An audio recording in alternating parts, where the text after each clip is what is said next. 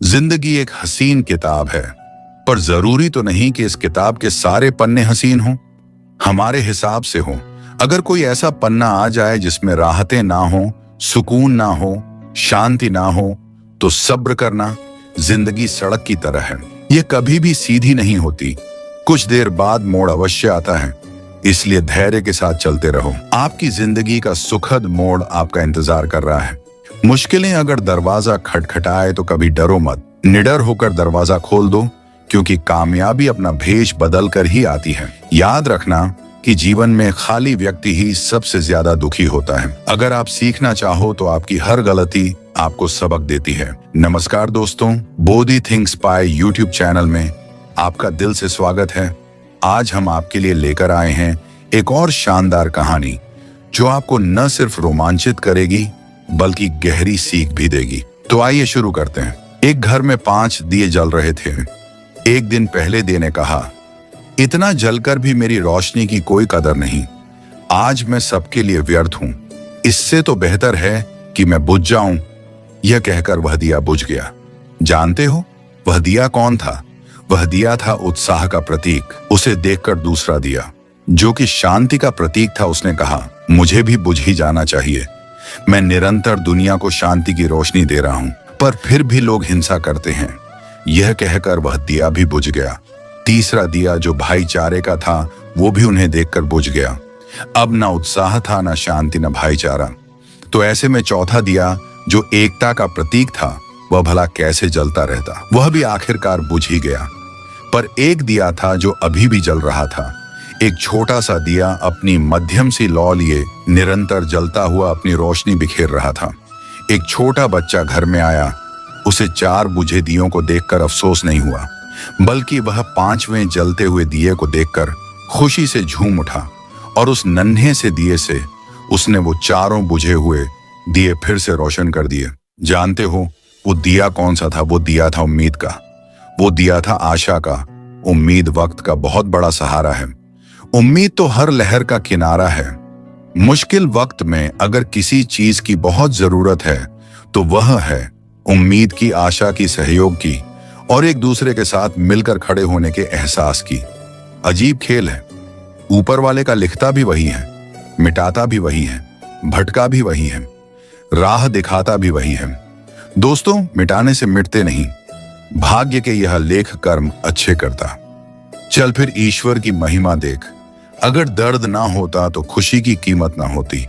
अगर सब कुछ केवल चाहने से मिल जाता तो दुनिया में ऊपर वाले की जरूरत ना होती।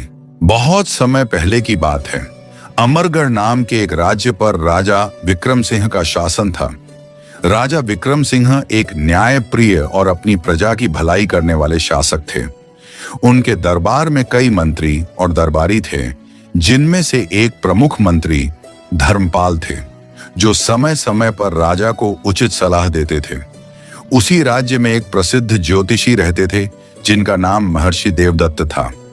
वे ज्योतिष विद्या में अत्यंत निपुण थे और भविष्यवाणी करने में सिद्ध हस्त माने जाते थे। विद्वान होने के बावजूद वे एक साधारण जीवन जीते थे। उनके पास जो भी लोग आते, वे अपनी श्रद्धा से जो देते, महर्षि उसे स्वीकार कर लेते। लेकिन वे किसी से कुछ मांगते नहीं थे। यदि वे चाहते तो अपनी विद्या के बल पर अपार धन संपत्ति अर्जित कर सकते थे, परंतु उन्हें लालच से कोई सरोकार नहीं था। महर्षि देवदत्त की भविष्यवाणियां इतनी सटीक होती थीं कि जो कुछ वे कहते वह सत्य सिद्ध होता। धीरे धीरे उनके ज्ञान और सत्यवादिता की चर्चा पूरे राज्य में फैलने लगी। ये समाचार मंत्री धर्मपाल तक भी पहुंचा। मंत्री ने अपने एक सेवक को महर्षि देवदत्त के पास भेजा और संदेश दिया कि वे उनसे मिलना चाहते हैं। किंतु महर्षि देवदत्त ने मिलने से मना कर दिया और उत्तर दिया, यदि मंत्री जी मुझसे मिलना चाहते हैं तो उन्हें स्वयं मेरे पास आना होगा। मुझे उनसे मिलने की कोई इच्छा नहीं है। मंत्री धर्मपाल को यह अपना अपमान प्रतीत हुआ। वे सोचने लगे, एक साधारण व्यक्ति की यह हिम्मत कि वह मेरे आदेश को टाल दे। फिर कुछ विचार कर वे स्वयं महर्षि देवदत्त के घर जा पहुंचे। महर्षि ने उनका स्वागत करते हुए कहा, मंत्रीवर, मैं एक साधारण व्यक्ति हूं। बताइए, मैं आपकी क्या सेवा कर सकता हूं? मंत्री धर्मपाल बोले, महर्षि, मैंने सुना है कि आप ज्योतिष विद्या में अत्यंत पारंगत हैं। मैं भी यह विद्या सीखना चाहता हूं। क्या आप मुझे यह विद्या सिखा सकते हैं? महर्षि देवदत्त ने उत्तर दिया, यह विद्या मैंने अपने पूर्वजों से सीखी है। यदि आप इसे सीखना चाहते हैं तो मुझे कोई आपत्ति नहीं, लेकिन इसके लिए आपको मेरे पास आना होगा और विधि पूर्वक अध्ययन करना होगा। मंत्री धर्मपाल ने सहमति जताई, लेकिन बोले, पहले मैं आपकी परीक्षा लेना चाहता हूं। उन्होंने महर्षि देवदत्त से कुछ प्रश्न किए, जिनका महर्षि ने अपनी ज्योतिष विद्या से बिल्कुल सही उत्तर दिया। मंत्री धर्मपाल अचंभित रह गए, क्योंकि वे प्रश्न उनके व्यक्तिगत जीवन से संबंधित थे, जिन्हें उनके अलावा और कोई नहीं जानता था। इस प्रकार मंत्री धर्मपाल महर्षि देवदत्त से अत्यंत प्रभावित हुए और प्रतिदिन उनके पास जाकर ज्योतिष विद्या का अध्ययन करने लगे। आहिस्ता आहिस्ता दोनों में अच्छी दोस्ती हो गई और वे अच्छे मित्र बन गए। अपने मित्र धर्मपाल को महर्षि देवदत्त ने ज्योतिष विद्या सिखाई। मंत्री धर्मपाल अब ज्योतिष विद्या में निपुण हो चुका था और उसकी कही हुई बातें भी बिल्कुल सत्य सिद्ध होने लगी। एक दिन मंत्री ने सोचा, मुझे अपने मित्र महर्षि देवदत्त के भाग्य का भी हिसाब लगाना चाहिए। जब उसने गणना की तो उसे पता चला कि आने वाले 30 दिन महर्षि के लिए अत्यंत अशुभ और संकटमय हैं। यदि वे 30 दिनों तक घर से बाहर निकले तो उनकी जान को खतरा हो सकता है। यह देखकर मंत्री धर्मपाल चिंतित हो गया। उसे विश्वास था कि अब उसकी गणना गलत नहीं हो सकती। वह तुरंत महर्षि देवदत्त के घर पहुंचा और कहा, मित्र, अगले 30 दिन तुम्हारे लिए बहुत ही अशुभ हैं। कृपया इन 30 दिनों तक घर से बाहर मत निकलना। महर्षि देवदत्त ने स्वयं अपनी गणना की तो पाया कि यह भविष्यवाणी सही थी। सच में आने वाले 30 दिन उनके लिए अत्यंत कठिन हो सकते थे। मंत्री ने कहा, मैंने तुम्हें चेतावनी दे दी है, अब तुम अपना ध्यान रखना, हम 30 दिन बाद ही मिलेंगे। महर्षि ने उत्तर दिया, ठीक है, मैं 30 दिन तक घर में ही रहूंगा। उम्मीद है कि मेरी जान सलामत रहेगी। आगे जो ईश्वर की इच्छा। इसके बाद महर्षि देवदत्त ने अपने घर का दरवाजा बंद कर लिया और वहीं रहने लगे। एक एक करके 29 दिन बीत चुके थे। फिर 29वां दिन भी आ पहुंचा। अब महर्षि को संतोष हुआ कि अशुभ घड़ियां समाप्त हो चुकी हैं। 30वें दिन उन्होंने स्नान किया और यह सोचकर घर से निकले कि मंत्री धर्मपाल मेरे परम मित्र हैं।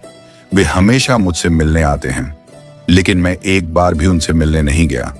मंत्री से मिलने की खुशी में वे यह भूल ही गए कि 30वां दिन अभी पूरा नहीं हुआ था और अशुभ समय अभी समाप्त नहीं हुआ था। वे खुशी खुशी मंत्री जी के महल की ओर रवाना हो गए।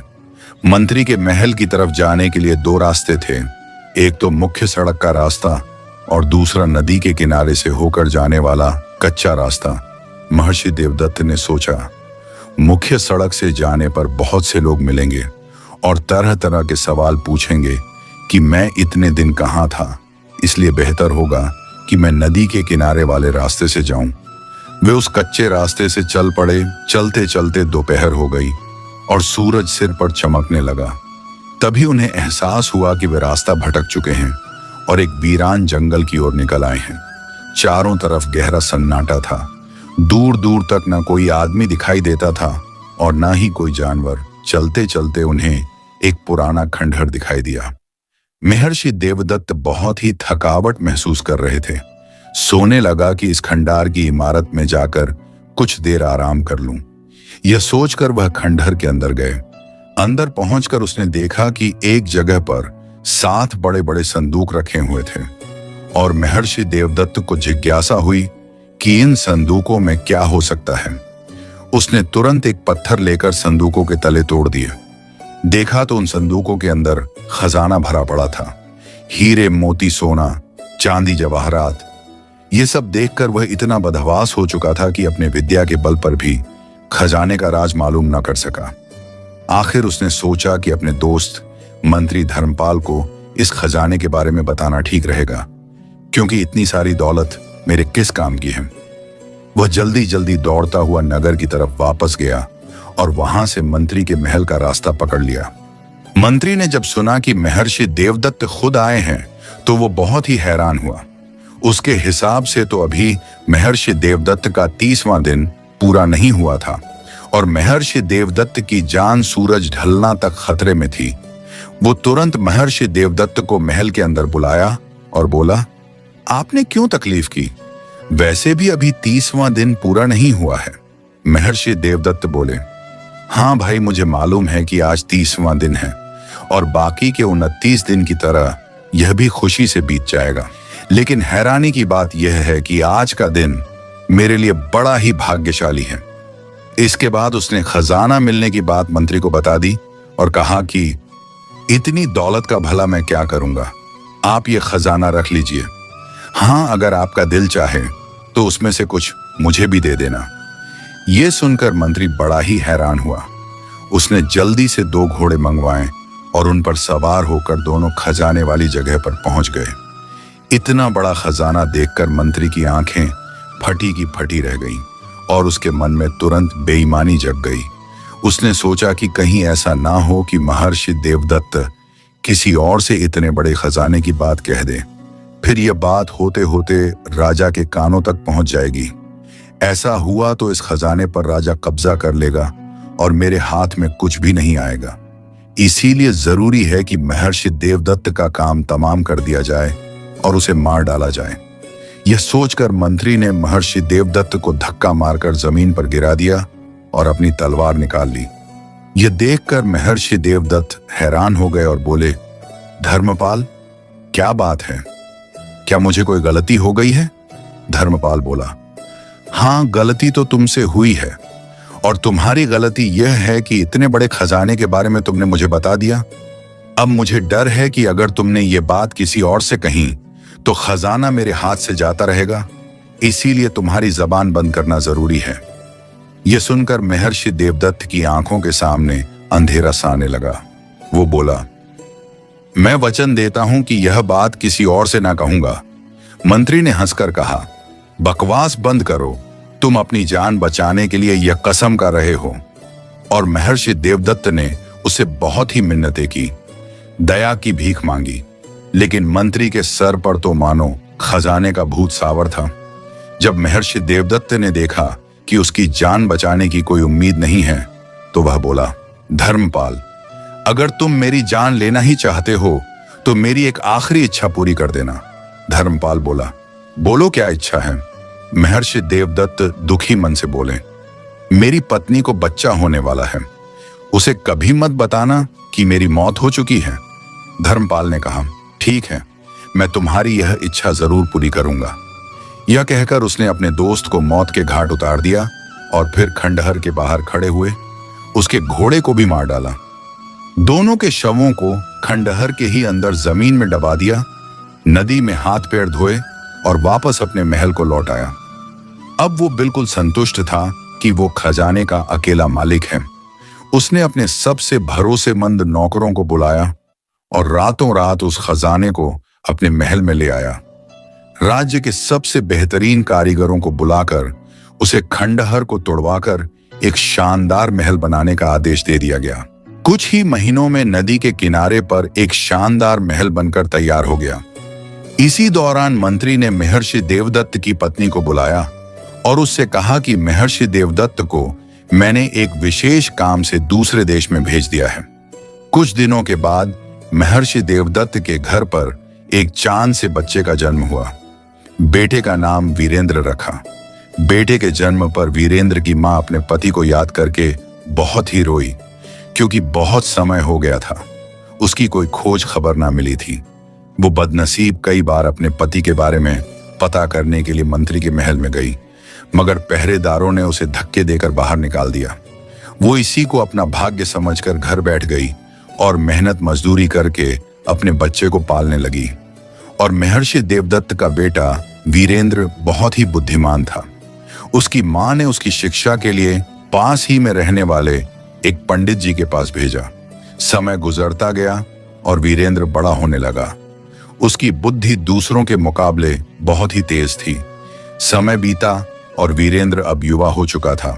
सब लोग कहते थे कि वह अपने पिता महर्षि देवदत्त से भी ज्यादा बुद्धिमान है। एक दिन वीरेंद्र को अपने घर पर एक पुरानी किताब मिली। उसने अपनी माँ से उस किताब के बारे में पूछा तो माँ ने कहा, बेटा ये तुम्हारे नाना की लिखी हुई किताब है। वो भी एक बहुत ही बड़े ज्योतिष और भविष्य वक्ता थे। वीरेंद्र को वो किताब बड़ी ही दिलचस्प लगी। किताब के पहले पन्ने पर ही लिखा था कि जो भी इस किताब को पूरा पढ़कर समझ लेगा वो भूत और भविष्य की सभी बातें जान सकेगा और साथ ही साथ किसी के भी मन की बात जान पाएगा। वीरेंद्र उस किताब को बड़े ही ध्यान से पढ़ने लगा। थोड़ी देर के बाद वो चिल्ला चिल्ला कर रोने लगा। साथ ही किताब भी पढ़ते जा रहा था। फिर अचानक ही हंसने लगा। उसकी माँ हैरानी से यह सब देख रही थी और पूछने लगी, क्या हुआ बेटा, तुम कभी हंस रहे हो तो कभी रो रहे हो? वीरेंद्र बोला, माँ यह एक अजीबो गरीब किस्म की किताब है। इसे पढ़कर मुझे पता चल गया है कि मेरे पिता को एक जालिम आदमी ने मार डाला है। यही वजह है कि मैं रो पड़ा। और हाँ, इसीलिए कि एक दिन मैं अपने पिता की मौत का बदला उससे जरूर लूंगा। सच बात जानकर वीरेंद्र की माँ बहुत रोई, लेकिन वीरेंद्र ने उसे दिलासा दिया। माँ ये किताब मुझे बताती है कि एक दिन राजा विक्रम सिंह मुझे अपना मंत्री बनाएंगे और मेरे पिता का कंकाल अभी भी वहीं पर दबा हुआ है। जहां मंत्री धर्मपाल ने अपना नया महल बनवाया है, उसने वहीं पर मेरे पिता की हत्या की थी। अच्छा, अब मैं बाजार जाकर कुछ खाने पीने का राशन लेकर आता हूं। वीरेंद्र की मां ने कहा कि लेकिन बेटा, राशन के लिए हमारे पास पैसे तो नहीं है। मां आप चिंता मत कीजिए, इस किताब ने मुझे ऐसा तरीका बताया है जिससे बिना पैसे के ही हमें राशन मिल जाएगा। यह कहकर वीरेंद्र गांव के बनिए के पास गया और बनिए से बोला, क्या तुम मुझे जानते हो? बनिए ने कहा, तुम महर्षि देवदत्त के बेटे हो। वीरेंद्र ने जवाब दिया, ठीक कहा, तुम कल से रोज मेरे घर पर 2 बोरी आटा, 3 बोरी चावल और 1 बोरी दाल और घी भेज दिया करना। दुकानदार बोला, वह तो ठीक है, लेकिन इसके पैसे कौन देगा? वीरेंद्र ने घुरकर बनिए को देखा और कहा, तुम भूल गए कि अभी कुछ दिन पहले ही मैं एक किसान को तुम्हारे पास 50 मन अनाज बेचने के लिए लाया था और तुमने धोखे से उसका सारा अनाज हथिया लिया था। और यही बात मैं अपने न्यायप्रिय राजा को बता दूंगा तो वो तुम्हें काल कोठरी में डाल देंगे। वीरेंद्र के मुंह से यह बात सुनकर बनिया थर थर कांपने लगा। वीरेंद्र ने तो उसका सार राज जान लिया था और यह बात सच भी थी कि उसने पिछले महीने एक किसान को लूट लिया था जिसे वीरेंद्र लेकर आया था। बनिया हैरान था कि वीरेंद्र को यह राज की बात कैसे मालूम हुई। वह तुरंत हाथ जोड़कर बोला, ठीक है, मैं वही करूंगा जैसा तुम कहते हो, लेकिन मेरी शिकायत महाराज से मत करना। वीरेंद्र वापस अपने घर चला गया। अब वो आराम से अपने नाना की लिखी हुई किताब पढ़ने लगा। जैसे जैसे वो किताब को पढ़ता चला गया, सैकड़ों और हजारों बातें उसे मालूम होती चली गईं। यहां तक कि वो इस विद्या में इतना माहिर हो गया कि रास्ते चलते आदमियों के दिल की बात भी वो जान लेता था। और कभी ऐसा ना हुआ कि उसके मुंह से निकली हुई बात गलत साबित हुई हो। लोग उसके बारे में कहते थे कि वह अपने पिता महर्षि देवदत्त से भी ज्यादा बुद्धिमान और काबिल है। एक दिन वीरेंद्र की मां ने कहा, बेटा, मेरा मन ताजे कमल ककड़ी और जंगली शहद खाने का हो रहा है, लेकिन शहर में ये चीजें कहीं नहीं मिलती। मैंने सुना है कि मंत्री धर्मपाल के बाग में दुर्लभ फल और मधुमक्खियों का छत्ता है। किसी को भेजकर वहां से ये सब मंगवा दे। मंत्री धर्मपाल का नाम सुनकर वीरेंद्र के तन बदन में आग लग गई। उसने कहा, हाँ ठीक है मां, मैं वह दुर्लभ फल और मधुमक्खियों का छत्ता खुद लेने जाता हूं। और वह घर से चल दिया। जब वीरेंद्र बगीचे में पहुंच तो दरवाजा बंद था। उसने बगीचे के रखवाले को आवाज दी। थोड़ी देर बाद एक मोटा सा आदमी दरवाजे पर आया और गुस्से से बोला, क्या बात है भाई, क्यों चिल्ला रहे हो? वीरेंद्र बोला, मेरी मां का दिल दुर्लभ फल और मधुमक्खियों का छत्ता कि खाने का है, बस वही चाहता हूं। वह आदमी बोला, तुम जानते हो कि यह मंत्री जी का बगीचा है, कोई दुकान नहीं है, दफा हो जाए यहां से रखवाला। दरवाजा बंद ही करने वाला था कि वीरेंद्र ने चिल्लाकर कहा, खबरदार, दरवाजा बंद मत करना। कल जो सांप तूने मारा था उसकी मां तुझे डसने के लिए छिपी बैठी है। यह बात सुनकर रखवाला हैरान रह गया। उसने झुककर बाग में इधर उधर देखा तो सचमुच एक नागिन वहां पर दिखाई दी। रखवाला ने मन में सोचा, मैंने इसे ऐसे ही दांत दिया? वह पूछने लगा कि तुम्हें कैसे पता चला कि कल मैंने सांप को मारा था और मुझे उसकी मां डसने वाली है? वीरेंद्र ने कहा, तुम्हें इस बात से कोई मतलब नहीं होना चाहिए।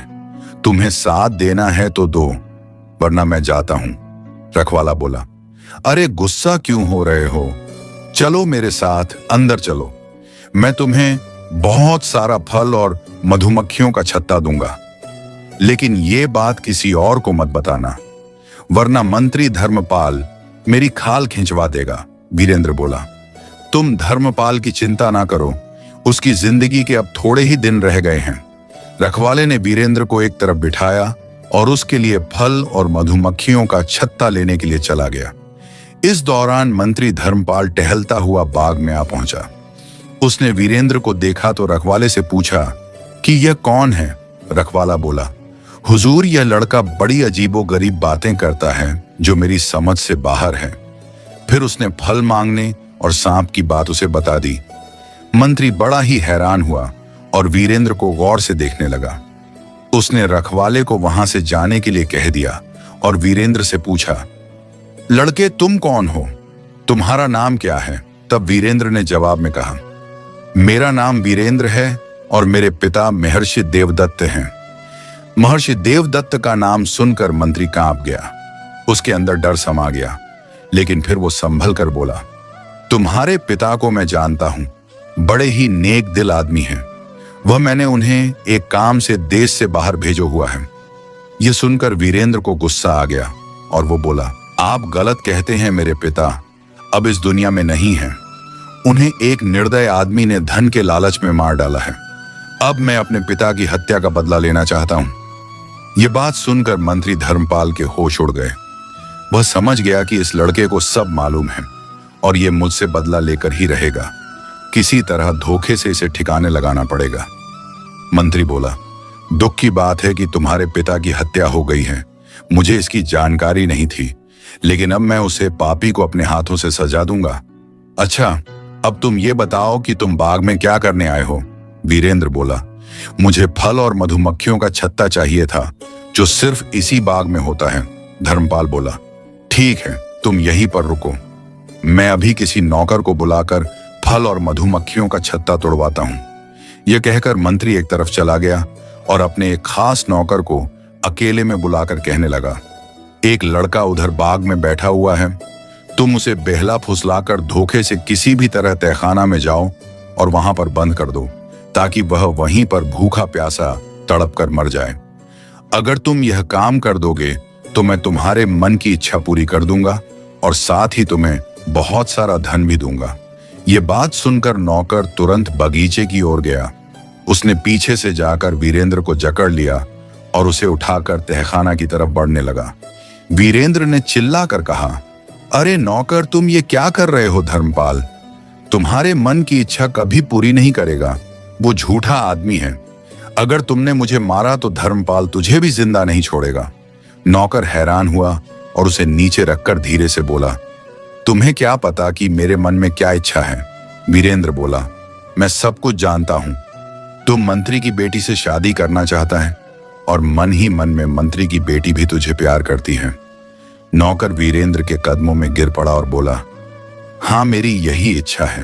वीरेंद्र बोला, मैं तेरी शादी मंत्री की बेटी से करवा सकता हूं और वह समय जल्द ही आने वाला है जब मंत्री को मेरी जरूर पड़ेगी, मगर तुम उस वक्त तक उसे मेरा पता मत बताना, जब तक कि वो तुम्हें 3 तमाचे ना मार दे। लेकिन मंत्री ने मुझे तुम्हें तहखाना में बंद करने के लिए हुक्म दिया है। वीरेंद्र ने कहा, हाँ, तुम उसे कह देना कि तुमने मुझे तहखाना में बंद कर दिया है। और यह कह नौकर ने उसे छोड़ दिया। वीरेंद्र ने फल और मधुमक्खियों का छत्ता लिया और अपने घर को चल दिया। उसके बाद नौकर धर्मपाल के पास गया और बोला, मालिक, मैंने उस लड़के को तहखाने में बंद कर दिया है। मंत्री अब संतुष्ट था कि उसके रास्ते का कांटा साफ हो गया है।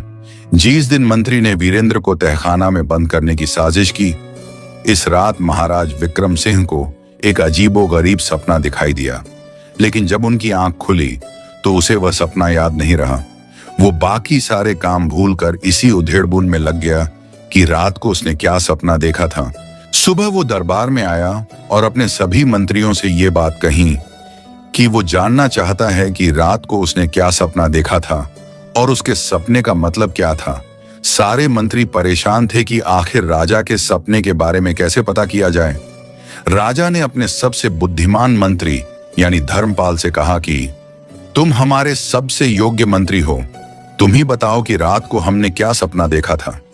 जब वो भी राजा के सपना के बारे में बताने में नाकाम रहा तो राजा विक्रम सिंह गुस्से से लाल पीले हो गए और बोले, अगर 15 दिन के अंदर तुम मुझे मेरे सपना के बारे में ना बता सके तो तुम मंत्री रहने के लायक नहीं रहोगे, और फिर तुम तो ज्योतिष विद्या भी जानते हो।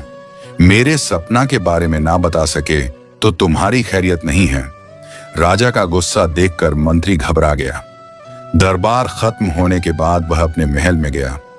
ऐसा करते करते 15 दिन भी बीत गए, लेकिन मंत्री को समस्या का कोई हल ना मिला। तभी अचानक उसे महर्षि देवदत्त के बेटे का ख्याल आया। मन में वो सोचने लगा कि मैंने क्यों उसे मरवा दिया। अगर वो आज जिंदा होता तो जरूर सपने के बारे में मुझे बता देता। फिर मंत्री को ख्याल आया कि हो सकता है वो जिंदा हो, नौकर ने उसे छोड़ दिया हो। फिर उसने इस नौकर को बुलाया और कहा, बहुत दिन पहले मैंने तुम्हें एक लड़के को तहखाना में डालने को कहा था।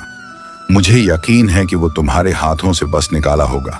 नौकर ने कहा, नहीं हुजूर, मैंने तो उसे तहखाना में बंद कर दिया था। अब तक तो उसकी हड्डियां भी गल गई होंगी।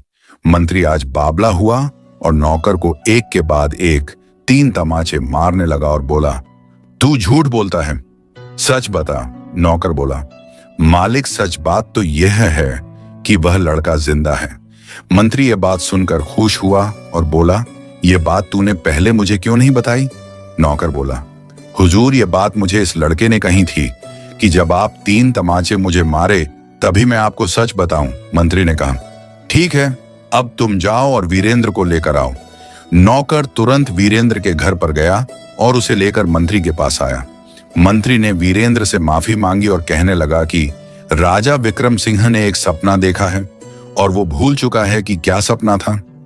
तुम अपनी विद्या के बल पर उसका सपना बताओ और उस सपने का मतलब भी बताओ, तभी सब दरबारी की जान बस शक्ति है। वीरेंद्र ने कहा, ठीक है, अगर यह बात है तो कल आप दरबार में राजा से कहिएगा कि आपका एक शिष्य राजा के सपने के बारे में बता सकता है, और फिर दरबार में मुझे बुला लीजिएगा। मैं वहीं पर राजा के सपने का राज बता दूंगा। इस समय मुझे अब जाने दीजिए। मंत्री बेचारा क्या करता, वह इस बात पर राजी हो गया। अगले दिन राज दरबार में मंत्री ने राजा से बात कही कि मेरा एक शिष्य है जो आपके सपने का रहस्य बता सकता है। राजा ने तुरंत एक सिपाही को वीरेंद्र को बुलाने के लिए भेज दिया। थोड़ी देर बाद सिपाही खाली हाथ लौटकर वापस आया और बोला, हुजूर, वीरेंद्र राज दरबार में आने को तैयार है, परंतु उसे कोई सवारी पसंद नहीं आ रही। उसने एक अजीब शर्त रखी है। कहता है कि वो सिर्फ मंत्री धर्मपाल की पीठ पर सावर होकर ही महल में आएगा। दरबार में सब यह बात सुनकर जोर जोर से हंसने लगे और राजा भी।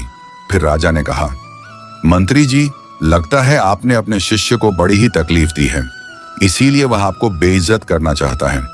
खैर, कारण जो भी हो, हमें अपने सपने के बारे में जानना है। आप वही करिए जैसा कि आपके शिष्य ने कहा है। जाओ और उसे अपनी पीठ पर बिठा कर ले आओ। मंत्री ना चाहते हुए भी शर्मिंदगी के साथ वीरेंद्र के घर पर पहुंचा और वीरेंद्र उछलकर उसकी पीठ पर बैठ गया और चाबुक मारता हुआ रास्ते भर यह बोलता हुआ आया कि देखो ए लोगों, आज मैं अपने पिता के हत्यारे के साथ क्या सलूक कर रहा हूं। महल पहुंचकर वह मंत्री की पीठ से उतरा और राजा ने पूछा, युवक, पहले यह बताओ कि मंत्री ने तुम्हारे साथ ऐसा क्या किया है जो तुमने उसे यह सजा दी। वीरेंद्र बोला, महाराज, इसने मेरे बेकसूर पिता की हत्या की है। मंत्री चिल्लाया, हुजूर, यह झूठ बोल रहा है। मैंने इसके पिता को एक काम से देश से बाहर भेजा हुआ है। वीरेंद्र ने कहा, नहीं महाराज, मेरे पिता का और उसके घोड़े का हड्डियों का कंकाल आज भी नदी के पास इसके महल के नीचे मौजूद है। राजा बहुत ही हैरान था। उसने कहा, ठीक है, मैं इस बात की छानबीन करवाऊंगा। पहले तुम यह बताओ कि मैंने क्या सपना देखा और उस सपने का मतलब क्या है। वीरेंद्र ने कहा, महाराज, आपने में देखा कि आसमान से एक उड़ता हुआ पक्षी आया। उसकी सोंच में अंगूर का एक गुच्छा था। उसे अंगूर के गुच्छे में 7 दाने थे। पक्षी ने वो गुच्छा आपके हाथ पर रखा और उड़ गया। लेकिन जब आप अंगूर खाने लगे तो एक कौवा आया और उस गुच्छे को आपके हाथ से लेकर उड़ गया। राजा ने कहा, सच, बिल्कुल सच, मैंने बिल्कुल यही सपना देखा था। अब तुम यह बताओ कि इस सपने का मतलब क्या है। वीरेंद्र ने कहा, महाराज, आपके सपने की सच्चाई आपके सामने ही मौजूद है। मेरे पिता महर्षि देवदत्त को जंगल में 7 संदूक मिले थे जिसके अंदर खजाना भरा हुआ था। मेरे पिता ने इस बात की जानकारी मंत्री जी को दी तो मंत्री जी ने लालच में आकर मेरे पिता की हत्या करवा दी ताकि वह खजाने की बात किसी और को ना बता सके। और जो खजाना राज खजाने में जाना चाहिए था वह इस मंत्री के कब्जे में है। मेरे पिता और उनके घोड़े को मारकर मंत्री जी ने वही जमीन में गाड़ दिया था। यही आपके सपने के असलियत है। यह सुनकर राजा ने मंत्री को तुरंत गिरफ्तार कर लिया गया और उसके महल की तलाशी ली गई, जहां पर वो 7 खजाने से भरे हुए संदूक भी मिल गए। उसके महल के बाग की खुदाई की गई, जहां महर्षि देवदत्त और उसके घोड़े की हड्डियों के कंकाल मिले। मंत्री जी के सारे अपराध उजागर हो चुके थे। वो राजा से माफी मांगने लगा, लेकिन न्यायप्रिय राजा ने उसे मृत्युदंड की सजा सुना दी। फिर वीरेंद्र ने अपने पिता की अस्थियों को पूरे रीति रिवाज से उनका अंतिम संस्कार किया। इसके बाद राजा ने वीरेंद्र से कहा, बेटे, तुम बहुत ही बुद्धिमान और योग्य युवक हो। मैं चाहता हूं कि तुम मेरे मंत्री बन जाओ। वीरेंद्र ने यह प्रस्ताव स्वीकार कर लिया और कहा, महाराज, मेरी एक प्रार्थना है। राजा ने कहा, कहो, क्या कहना चाहते हो। वीरेंद्र ने कहा, महाराज, मंत्री जी की बेटी की शादी मेरे एक आदमी से कर दी जाए। उनकी बेटी भी उस आदमी को चाहती है। राजा ने मंत्री की पत्नी को बुलाया और उसकी बेटी की शादी की बात कही। वो इस बात पर तैयार हो गई। फिर मंत्री की बेटी की शादी उस नौकर के साथ कर दी गई जिसने वीरेंद्र को तहखाना में डालने की बजाय छोड़ दिया था। वीरेंद्र ने अब अपने पिता की हत्या का बदला ले लिया था और वो महाराज विक्रम सिंह का एक मंत्री बनकर अपनी मां के साथ एक शानदार महल में रहने लगा और एक अच्छा जीवन बिताने लगा। वीरेंद्र ने अपनी बुद्धिमानी और साहस से अपने पिता की हत्या का रहस्य उजागर किया और अन्याय करने वाले मंत्री को उसकी सजा दिलवाई। राजा विक्रम सिंह की न्यायप्रियता ने साबित किया कि अपराधी कितना भी शक्तिशाली क्यों न हो, सच्चाई एक न एक दिन सामने आ ही जाती है। वीरेंद्र को उसकी योग्यता का उचित सम्मान मिला और वह राजा का मंत्री बना। इस कहानी में भी यही दर्शाया गया कि मंत्री ने छल कपट से वीरेंद्र के पिता की हत्या कर दी और सालों तक अपने अपराध को छिपाए रखा, लेकिन अंततः उसका सच सामने आ ही गया। उसके किए गए पापों का फल उसे मृत्यु के रूप में मिला। यह हमें सिखाता है कि धोखा, छल और अन्याय ज्यादा समय तक नहीं टिकते। सत्य और न्याय की जीत हमेशा होती है। इसलिए हमें हमेशा सही राह पर चलना चाहिए और अच्छे कर्म करने चाहिए, क्योंकि अच्छे कर्मों का फल भी उतना ही शुभ होता है। इस कहानी से यह शिक्षा मिलती है कि सच्चाई और न्याय की राह पर चलने वालों की जीत हमेशा होती है। इसके अलावा दयालुता और अच्छाई का प्रतिफल अवश्य मिलता है। जैसा कि मंत्री की बेटी और उस नौकर के मामले में हुआ, वीरेंद्र ने न केवल अपने पिता के हत्यारे को दंड दिलवाया, बल्कि अपने जीवन को भी एक नई दिशा दी, जिससे वह अपने परिवार के साथ सुखी जीवन बिता सका। दोस्तों, इस कहानी को सुनने के लिए आपका बहुत बहुत धन्यवाद। आपको यह कहानी कैसी लगी और आज के इस वीडियो से आपने क्या सीखा, हमें कमेंट में जरूर बताएं। आपकी राय हमारे लिए बहुत महत्वपूर्ण है। अगर आपको वीडियो पसंद आया हो तो इसे लाइक करें, शेयर करें और चैनल को सब्सक्राइब करना ना भूलें। फिर मिलते हैं एक नई रोमांचक और प्रेरणादायक कहानी के साथ। धन्यवाद।